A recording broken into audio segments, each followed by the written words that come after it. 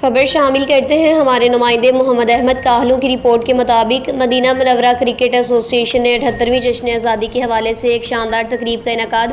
اس موقع پر winter cup اور صادق الاسلام میموریل ٹورنامنٹ کے انعامات تقسیم کیے گئے۔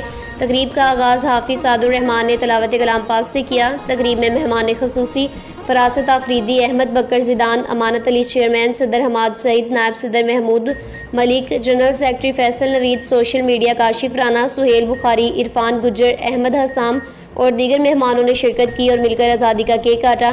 ونر فرینڈز البلادی کے کپتان ندیم تنولی، جبکہ ڈویژن بی کے ونر صدافو کے کپتان شیبو نے ٹرافی وصولی۔ حماد سعید نے فراست آفریدی کو شیلڈ پیش کی۔ سعودی اوجر کے کپتان ہارون اظہر اور بنگلہ دیش وانڈر کے کپتان فرحاد نے رنر اپ ٹرافی مہمان خصوصی فراست آفریدی سے لی۔ مزید صادق الاسلام میموریل ٹورنامنٹ کے ونر ہارون اظہر اور رنر اپ کی کپتان قاسم کو بھی ٹرافی سے نوازا گیا۔ حماد سعید نے مہمان خصوصی فراست آفریدی اور وائس چیئرمین تبوک کرکٹ ایسوسی ایشن کا شکریہ ادا کیا۔ چیئرمین امانت علی نے احمد بکر زیدان کو مدینہ کرکٹ ٹیم کی خدمات کے اعتراف میں شیلڈ سے نوازا۔ اس تقریب میں ماجد ملک، ارشد رضا، فیاض چوہان، قادر فاروق سعید، اظہر محمود نے بھی شرکت کی اور کھلاڑیوں میں انعامات تقسیم کیے۔ جشن آزادی کی تقریب مدینہ منورہ کرکٹ ایسوسی ایشن کی جانب سے انجینئر محمد طاہا نے ترتیب دی اور ہوسٹنگ کے فرائض فیصل نوید نے سر انجام دیے۔